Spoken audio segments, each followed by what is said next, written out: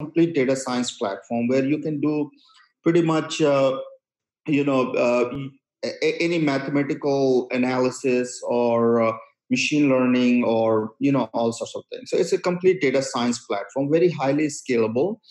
And what we have here is scalable ETL and most commonly used machine learning, AI, or NLP algorithms that are already built into the platform. So basically, for a user, they just have to pick the data or basically bring the data in, choose an algorithm, configure set of parameters, just simple web-based interface. They just fill up the information, and then they can build a model. Zero coding required. And we also have IoT component. Yeah, exactly. And I'll just talk more about this, but we also have IoT component where streaming data from, let's say, devices, sensors, or, could be medical images, could be anything. Those data come in and we do real-time fact as well as predictive analytics. In other words, we have a model running. You push the data, streaming data, say for example, click a stream from website or could be sensor data. When it comes to the platform, it will give you an immediate prediction out of that. And the machine learning and predictions are pretty slow when it comes to processing. So that is something that we feel proud of, that we have the predictive analytics in real time and visualization, as I talked about. So these are basically components. And if you look at this, ETL is not a new thing. A lot of people are doing it, and it's a very well-established paradigm. You are doing too, and and so we have to do that too. AI and NLP, if you look at this, there are certain companies who are very focused to AI and NLP. In order to build AI solution, you have to go through a process that actually starts from data acquisition. And unless you visualize it, you will not be able to actually say that your process is complete. And these areas or steps, there are specialized tools for that. What we have done here, that in one single platform, you can do end-to-end from data acquisition all the way to visualization without writing a single line of code. So this is the page I would most of the time, but do you have any questions?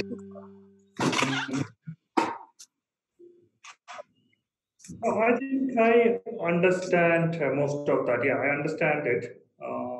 Perfect. Let's get going. Yeah. Cool.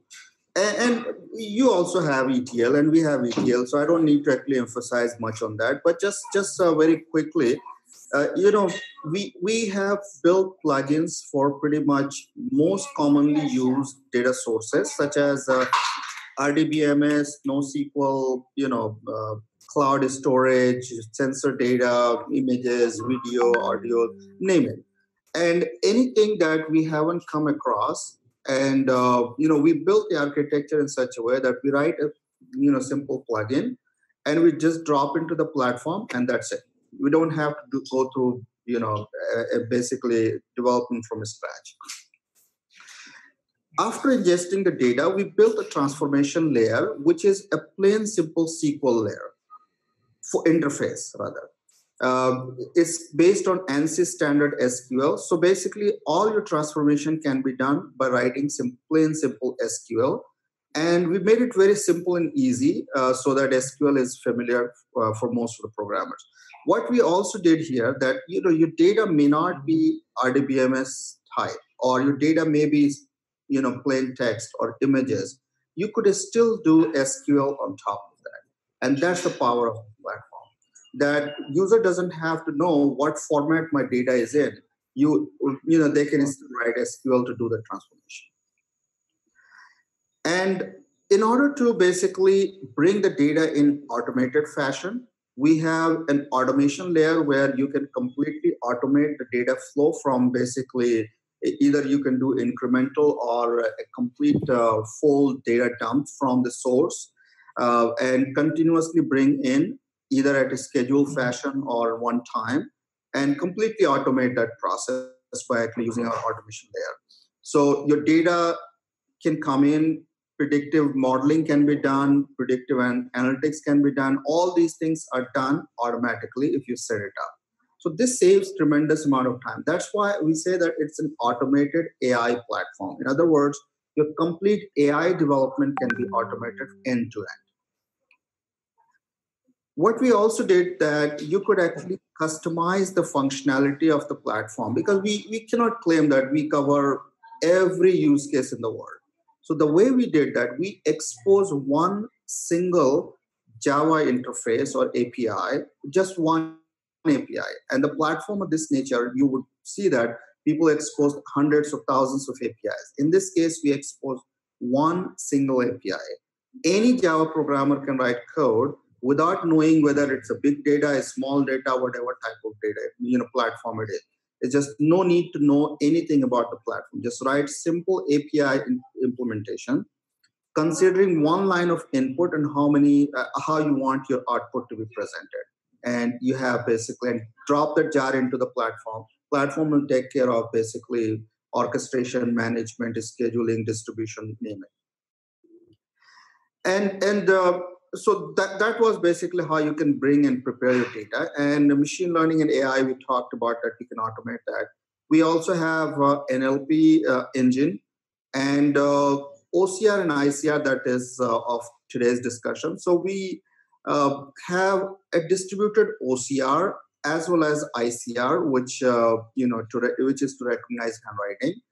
And this is what we actually really pioneered. We made a lot of improvement from the time when we actually started to work. And now actually our focus is basically productizing that into a form that can be integrated in any third-party systems, such as, let's say in your case. So basically, we are basically building that engine to basically be able to integrate. And I would be able to show you a very quick demo on that. And we talked about IOC and visualization. So far, I think in some way, we already talked about that, but I think this gives a structured contextual information to you. Any question on this one? No, I think we are good. Just wanted to know, what is the kind of infrastructure required? So infrastructure, we deploy this one on, even you can deploy on a single computer and a laptop, right? But that's not enterprise. In enterprise, it's a cluster architecture where we have, we deploy the cluster either on, let's say, AWS or, any cloud provider, or in fact, we have built a cluster on customers' premises as well. So it requires basically a cluster. Could be bare metal cluster or the bare metal basically machines, and it could be a Docker container as well. So we have Dockerized installation as well, where you can scale based on the Docker container. So infrastructure requirement really varies from use case and use case to use case. In one of the use cases that we have right now, we're building a model. We have 4,000 nodes in the cluster. In some cases, in most of the cases, I see that 5 to 10 nodes are sufficient. But in one specific case, we have 4,000 nodes. So you see that it varies really widely. Hope that answered your question, or if I was too off, please. What would be the typical spec of a single cluster? I mean, minimal spec. As I said, it's data, specific. But just to give you our average experience that we have had, we typically install on 64, GB RAM and 32 core. 8 core, 64 GB. I'm so sorry. 15 core, 64 GB RAM. That's the one node specification, and hard disk size is dependent on the size. And this is basically one machine. Now, a typical installation requires 5 machines in production, or I would say in any serious work, let's say. So you have 5 machines node and this configuration. Now we have also done with 32 core, we have done with 64 core, and all sorts of combination. But this actually is pretty standard. In fact, in some of the deployments, we have even 8 core, 32 GB RAM. So as I said, it really varies very widely. Okay. I hope that answered your question. Yes. So yeah. Great. So again, in the interest of time, the ICR engine that we built, again, it's totally for end user to look very black box, but because we have build a model to recognize the handwriting. And so what I will simply do is that I will show you from a command line, which basically you push the data, any handwritten content. And there is a very simple UI that we built for demonstration, but in practice, the UI is really, really very different. Again, it's very. So what I will do is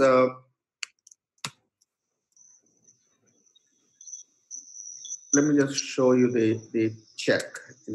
So this is actually a again, we already know that we are working with a bank, and some of the checks that we receive from different contexts, I will just process that very quickly and show you what the output looks like.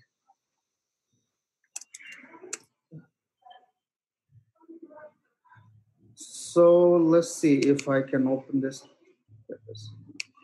signature. Either this one or any check, I'll just quickly text something which is familiar to us. Or let's just, so basically, pick the check that is, here. So basically, I'm just putting the path, and, I'm just running a command. So what this command does is simply uploads it to our server. And when it goes to the server, I think it errored out. So let me just pick something else.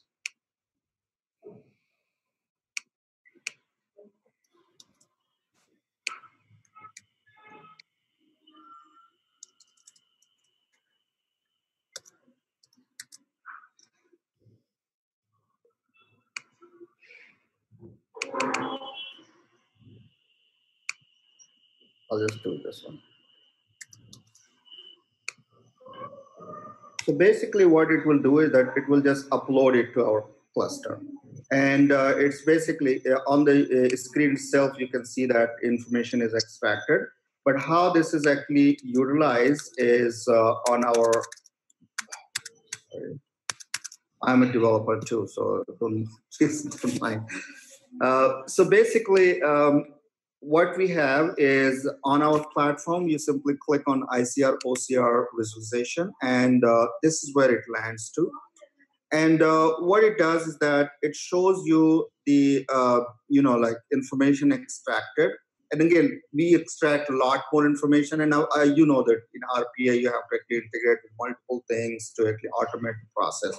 But just to conceptually show you, what it does is that it extracts the account number, check number, pay name, amount, and date, and all that. And it gives a score, like what is the confidence level of this extraction is. And if I just hover here, I simply see that this check was processed, and you can quickly compare that, whether the information is correct or not.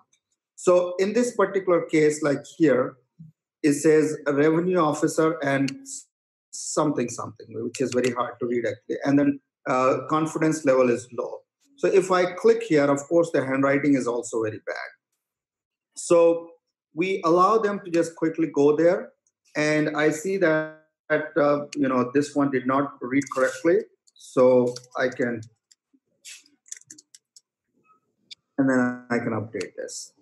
So it just allows us to update the field that is, not correctly extracted.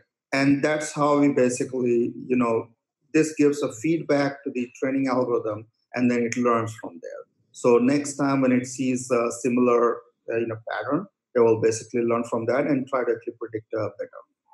So just a very simple but very powerful way of showing you the our ICR capability, that we have a trained model that allows us to detect handwriting. Cursive handwriting is a little difficult to actually predict with a higher accuracy, but if if it's capital letter and very even capital or small doesn't matter. But if it is legibly written, our system will predict that correctly. So hopefully you got the context how this thing works. Can you open the 68%? Why? I mean, why is that 82% the blue color? Any idea that?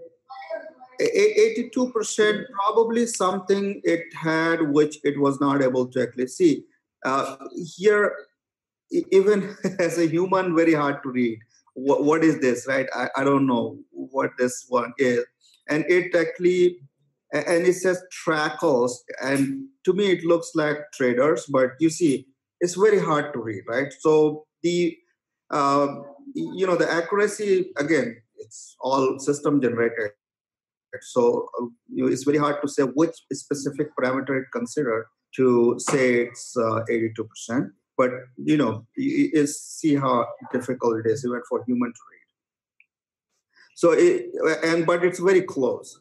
And if you look at the 68% one, which is here, and here it says 15,000, and it extracted 45,000. So probably that could be the reason why it's a 68 and 82. It does look like 4. If you are, again, we are human, we're trained to actually see these things, but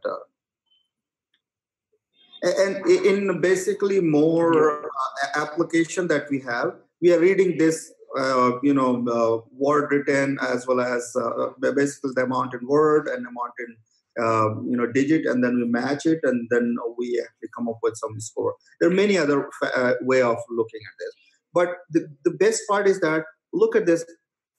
As a human, probably I would see that this is JHA, but this actually predicted Shah, which looks to me correct.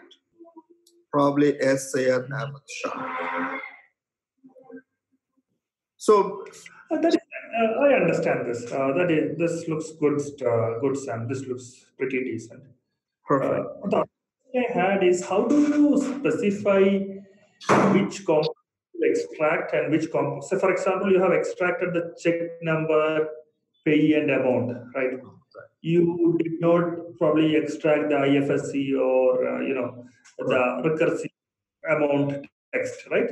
Correct. So how do you generally specify which area to, or which attribute to extract? That's a very good question. Actually, the model is trained. In other words, we have a trained model that you give any or basically character, and it will say what it is, character or word or sentence, whatever, right? It will tell you what it is. However, how do we extract that? So there are 2 layers of it. One is that our ICR actually will scan through the document and give you everything. That basically, and also it gives you basically the position and the location of each character or words. And then looking at the document, its next level is the engineering work, where the engineering has to actually look at that what information I need to extract, and it parses that information. In other words, again, it's a very simplified version, but this is typically how it will actually extract everything. And it extracts everything, and after that, it will basically, it's the next layer of work that engineer has to do to basically parse it. So basically, the conversion of handwriting into text is one-step process. And then after that, it's a typical parsing process. And that is very contextual to the business. Okay, all right, I understand. Okay, all right. Makes sense. Now, so this, how do you generally deploy it? I mean, so if, say, assume that we go to a customer, Uh-huh. how how do we deploy it in the sense, uh, is it a cloud model? Is it in-premise? If it's in-premise, what, say, for this example itself, if I had to assume that you do the model generation outside, if I had to just get the, I mean, but you have a learning process, feedback process coming in, right? Yeah. So,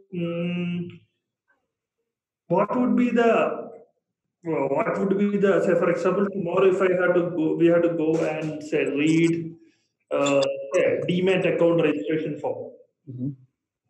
Yeah. If we had to do that, so what would be a tip that you look at? Yeah.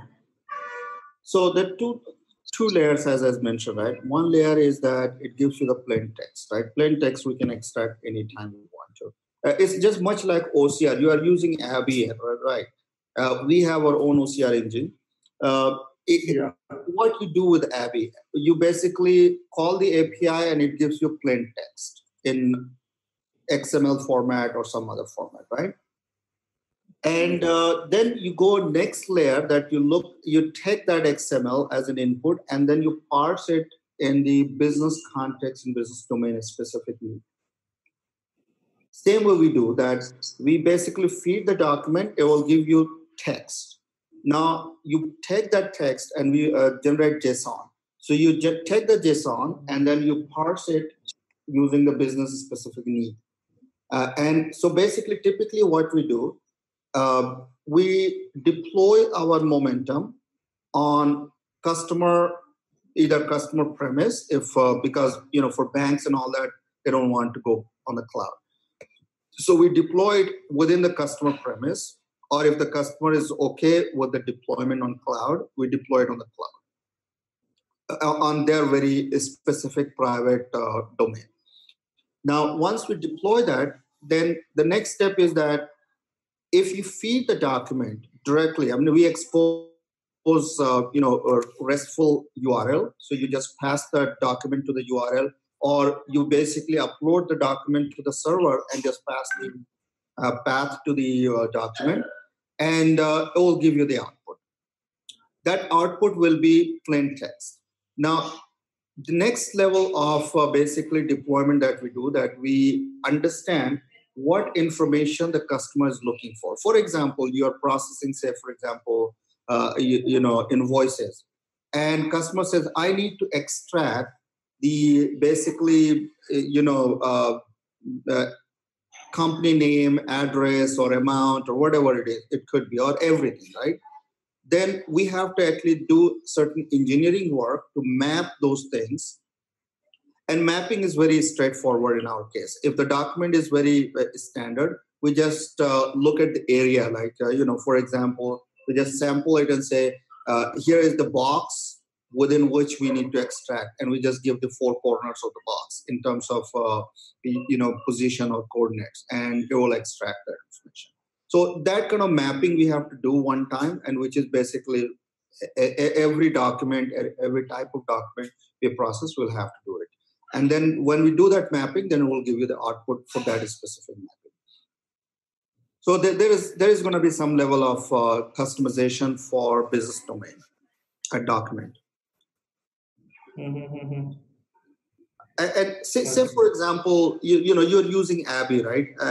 Say for example, we work together and we collaborate in a way that you want to leverage our platform.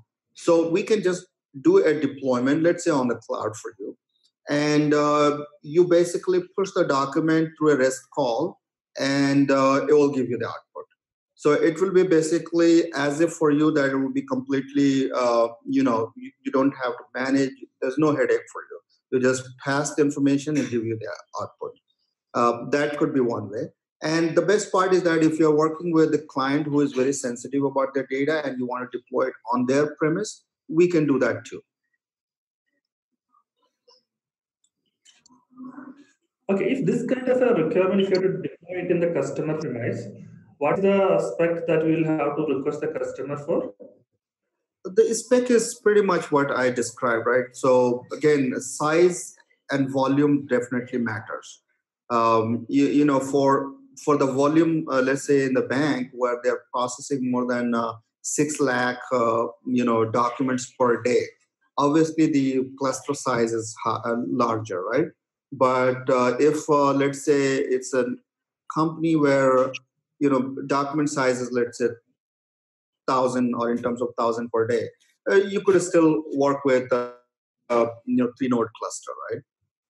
So it all depends. And also, you want to provide this as a service, and if you do one central deployment for yourself and you serve as many customers as you want to, that you can accommodate, and as and when you add more customer, you just keep adding additional hardware without changing anything else. You just keep adding additional hardware, it will scale automatically. So, if you can work in that arrangement, that will be much more scalable. You can serve multiple customers in one single deployment.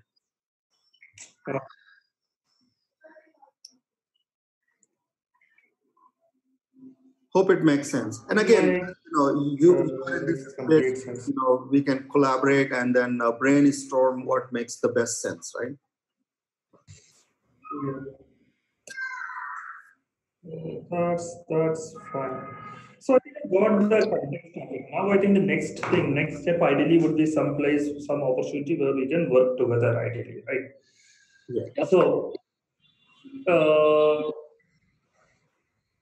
what let me do one thing. Now anyway you are working with checks. Yeah. So, Sudhir, a little curious. So, which area of banking operation you work with a bank as far as your RPA is concerned? Not actually with bank. I was actually thinking of a travel company. Okay. We actually had said no to one of the requirements in Middle East, where the travel company was processing checks. So I was actually thinking more of a B2B travel company like our Carlson Wagon right? CWT, that kind of a thing. So,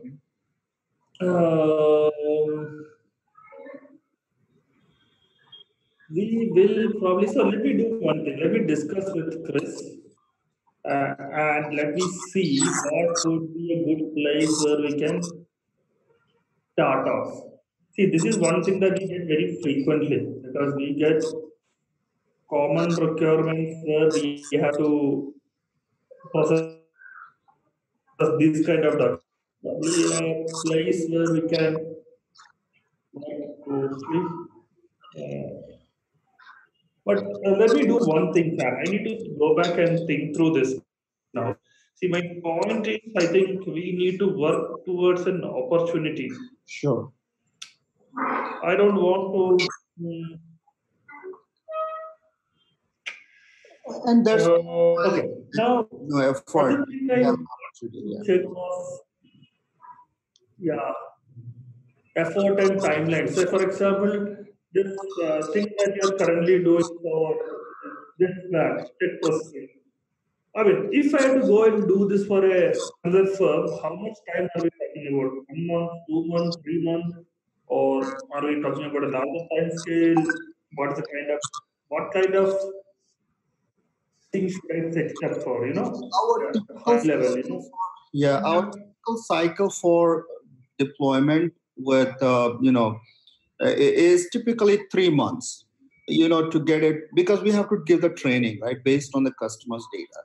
and then training and then perfecting it and deployment, all those things actually take some time. So 3 months is a typical timeline.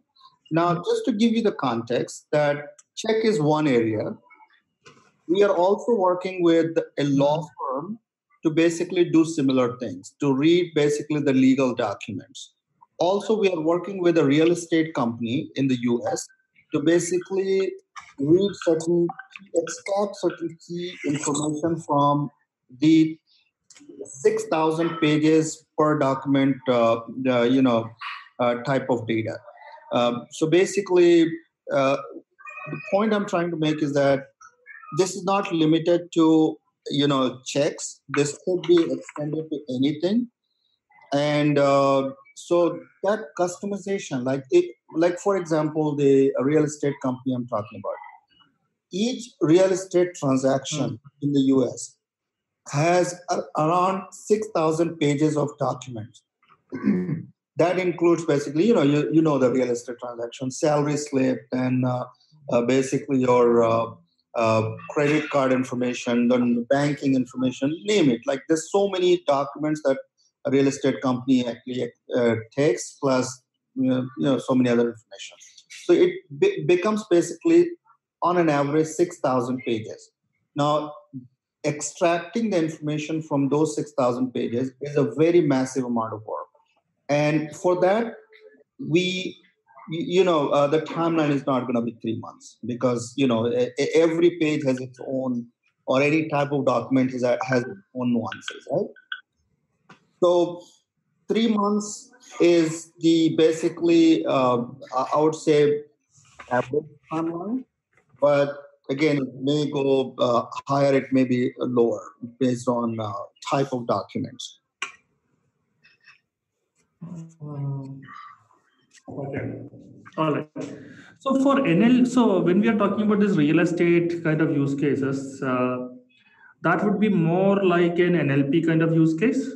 It's NLP is next level. Yes. So first level is extract, and extraction. Actually, typically the extraction in this case is, except in few cases, the extraction is OCR, by OCR, because these are mainly typed document except the signatures, because a lot of places we have to match the signatures, which is not typed, right?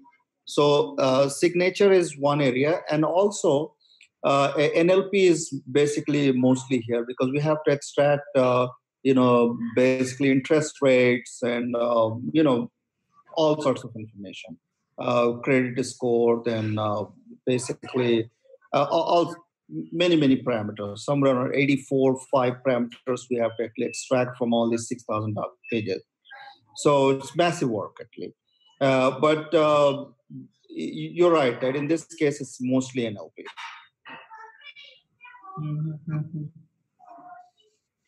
Yeah. Okay. All right. Okay. I think probably let's see what the next step should be, Sam. So let me speak with Chris now. Right. So let's see where let's pick up probably one of these opportunities.